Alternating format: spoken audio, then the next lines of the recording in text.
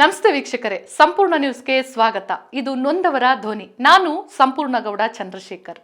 ಅದು 1000 ವರ್ಷದ ಹಿಂದಿನ 115 ಅಡಿ ಎತ್ತರದ ಕಟ್ಟಡ.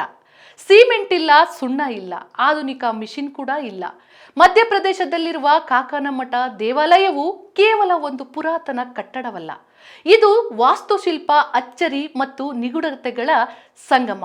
ಈ ಕಟ್ಟಡವನ್ನ ದೆವ್ವಗಳು ಕಟ್ಟಿದ ದೇವಾಲಯ ಎಂಬ ಸ್ಥಳೀಯ ದಂತಕತೆ ಇಂದಿಗೂ ಇತಿಹಾಸಕಾರರನ್ನು, ಪ್ರವಾಸಿಗರನ್ನು ಬೆರಗುಗೊಳಿಸಿದೆ. ಈ ಕಟ್ಟಡದ ದಂತಕತೆ ಸ್ಟೋರಿ ಕೇಳಿದ್ರೆ ನೀವೇ ಬೆಚ್ಚಿ ಬೀಳ್ತೀರಾ. 1000 ವರ್ಷದ ಹಿಂದಿನ 115 ಅಡಿ ಎತ್ತರದ ಕಟ್ಟಡ. ಮಧ್ಯಪ್ರದೇಶದಲ್ಲಿರುವ ಕಾಕನಮಠ ಶಿವ ದೇವಾಲಯ ಇಂದಿಗೂ ಇತಿಹಾಸಕಾರರ ನಿದ್ದೆಗೆಡಿಸಿದ ದೇವಾಲಯ. ಮಧ್ಯಪ್ರದೇಶದ ಮುರೇನಾ ಜಿಲ್ಲೆಯ ಸಹೋನಿಯಾ ಪ್ರದೇಶದಲ್ಲಿರುವ ಕಾಕನಮಠ ದೇವಾಲಯವು ಕೇವಲ ಒಂದು ಪುರಾತನ ಕಟ್ಟಡವಲ್ಲ, ಇದು ವಾಸ್ತುಶಿಲ್ಪದ ಅಚ್ಚರಿ ಮತ್ತು ನಿಗೂಢತೆಗಳ ಸಂಗಮ. ಸುಮಾರು 115 ಅಡಿ ಎತ್ತರದ ಈ ಭವ್ಯ ಶಿವ ದೇವಾಲಯವು ಇಂದಿಗೂ ಇತಿಹಾಸಕಾರರನ್ನ ಮತ್ತು ವಿಜ್ಞಾನಿಗಳನ್ನು ಬೆರಗುಗೊಳಿಸುತ್ತಿದೆ. ತನ್ನ ವಿಶಿಷ್ಟ ನಿರ್ಮಾಣದ ಶೈಲಿಯಿಂದಲೇ ಜಾಗೃತ ಸಿದ್ಧಿಯಾಗಿದೆ.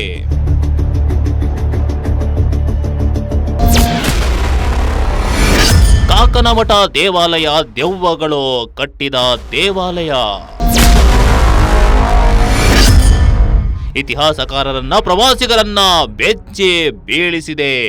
ಹೌದು, ಸಿಮೆಂಟ್ ಇಲ್ಲ, ಸುಣ್ಣ ಇಲ್ಲ, ಆಧುನಿಕ ಮೆಷಿನ್ ಇಲ್ಲ, ಆದ್ರೂ 1000 ವರ್ಷದಿಂದ ಅಲ್ಲಾಡದೆ ನಿಂತಿದೆ.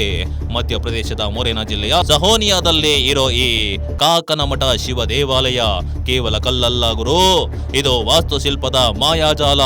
115 ಅಡಿ ಎತ್ತರ ಇಂದಿಗೂ ಇತಿಹಾಸಕಾರರ ತಲೆ ಕೆಡಿಸುತ್ತಿದೆ. ಸ್ಥಳೀಯವಾಗಿ ಒಂದು ಆಸಕ್ತಿದಾಯಕ ಜ್ಞಾನಪದ ಕಥೆ ಪ್ರಚಲಿತದಲ್ಲಿದೆ. ಈ ದೇವಾಲಯವನ್ನ ಮನುಷ್ಯರು ಕಟ್ಟಿದ್ದಲ್ಲ, ಬದಲಾಗಿ ಶಿವನ ಆಜ್ಞೆಯ ಮೇರೆಗೆ ದೆವ್ವಗಳು ಒಂದೇ ರಾತ್ರಿಯಲ್ಲಿ ನಿರ್ಮಿಸಿದವು ಎಂದು ಜನರು ನಂಬುತ್ತಾರೆ. ಕಥೆಯ ಪ್ರಕಾರ ಬೆಳಗಿನ ಜಾವದಲ್ಲಿ ಯಾರೋ ಹಿಟ್ಟು ಬೀಸುವ ಶಬ್ದ ಕೇಳಿದಾಗ ದೆವ್ವಗಳು ಕೆಲಸಗಳನ್ನ ಅರ್ಧಕ್ಕೆ ಬಿಟ್ಟು ಹೋದವಂತೆ. ಅದಕ್ಕಾಗಿಯೇ ದೇವಾಲಯದ ಶಿಖರವು ಇಂದಿಗೂ ಅಪೂರ್ಣವಾಗಿ ಕಾಣುತ್ತಿದೆ ಎನ್ನಲಾಗುತ್ತದೆ. ಇನ್ನು ಈ ಕಥೆಗೆ ಪುರಾವೆ ಇಲ್ಲದಿದ್ದರೂ ಗಾಳಿಯಲ್ಲಿ ತೇಲುವಂತೆ ಕಾಣುವ ಕಲ್ಲುಗಳ ಜೋಡಣೆಯು ಈ ನಿಗೂಢತೆಗೆ ಪುಷ್ಟಿ ನೀಡುತ್ತಿದೆ. ಈ ದೇವಾಲಯ ಅತ್ಯಂತ ಆಶ್ಚರ್ಯಕರ ಸಂಗತಿ ಎಂದರೆ ಇದರ ನಿರ್ಮಾಣದಲ್ಲಿ ಸಿಮೆಂಟ್, ಪ್ಲಾಸ್ಟಿಕ್ ಅಥವಾ ಸುಣ್ಣದಂತಹ ಯಾವುದೇ ಅಂಟಿಕೊಳ್ಳುವ ವಸ್ತುಗಳನ್ನ ಬಳಸಲಾಗಿಲ್ಲ. ಬದಲಾಗಿ ಬೃಹತ್ ಗಾತ್ರದ ಕಲ್ಲುಗಳನ್ನ ಒಂದರ ಮೇಲೊಂದು ಸಮತೋಲನವಾಗಿರಿಸಿ ಇಂಟರ್ ಲಾಕಿಂಗ್ ಸಿಸ್ಟಮ್ ಅಂತಹ ಎತ್ತರದ ರಚನೆಯನ್ನ ನಿರ್ಮಿಸಲಾಗಿದೆ. ಶತಮಾನಗಳಿಂದ ಅನೇಕ ನೈಸರ್ಗಿಕ ವಿಕೋಪಗಳು ಸಂಭವಿಸಿದ್ರು, ಸುತ್ತಮುತ್ತಲಿನ ಸಣ್ಣ ದೇವಾಲಯಗಳು ಕುಸಿದಿದ್ದರು. ಈ ಮುಖ್ಯ ದೇವಾಲಯವು ಇಂದಿಗೂ ಅಚಲವಾಗಿ ನಿಂತಿರುವುದು ಇಂಜಿನಿಯರ್ಗಳಿಗೆ ಒಂದು ದೊಡ್ಡ ಸವಾಲಾಗಿದೆ. ಇತಿಹಾಸಕಾರರ ಪ್ರಕಾರ ಈ ದೇವಾಲಯವನ್ನ 11ನೇ ಶತಮಾನದಲ್ಲಿ ಕಪ್ಚಾಪಘಾಟ ರಾಜವಂಶದ ರಾಜ ಕೀರ್ತಿರಾಜ ನಿರ್ಮಿಸಿದನು.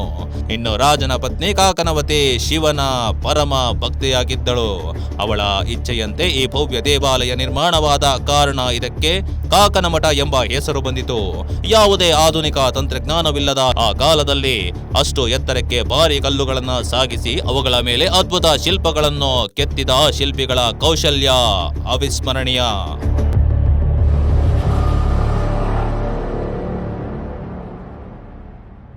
ನೋಡಿದ್ರಲ್ಲ, ಕಾಕನಮಠದ ದೇವಾಲಯದ ಕೆಲವು ಭಾಗಗಳು ಹಾನಿಯಾಗಿದ್ರೂ ಅದರ ವೈಭವ ಕಿಂಚಿತ್ತೂ ತಗ್ಗಿಲ್ಲ. ಇಲ್ಲಿನ ಅಪರೂಪದ ಶಿಲ್ಪಕಲೆಗಳನ್ನು ಪ್ರಸ್ತುತ ವಸ್ತು ಸಂಗ್ರಹಾಲಯಗಳಲ್ಲಿ ಸಂರಕ್ಷಿಸಿ ಇಡಲಾಗಿದೆ. ಇಂದು ಇದು ಕೇವಲ ಭಕ್ತರ ಧಾರ್ಮಿಕ ಕೇಂದ್ರ ಮಾತ್ರವಲ್ಲದೆ ಇತಿಹಾಸ ಪ್ರಿಯರು ಮತ್ತು ಪ್ರವಾಸಿಗರ ನೆಚ್ಚಿನ ತಾಣವಾಗಿದೆ. ಇದಾಗಿತ್ತು ಈ ಹೊತ್ತಿನ ಸ್ಪೆಷಲ್ ಸ್ಟೋರಿ. ನಿರಂತರ ಸುದ್ದಿಗಾಗಿ ನೋಡ್ತಾ ಇರಿ ಸಂಪೂರ್ಣ ನ್ಯೂಸ್. ಇದು ನೊಂದವರ ಧ್ವನಿ. ಸಂಪೂರ್ಣ ನ್ಯೂಸ್, ಇದು ನೊಂದವರ ಧ್ವನಿ.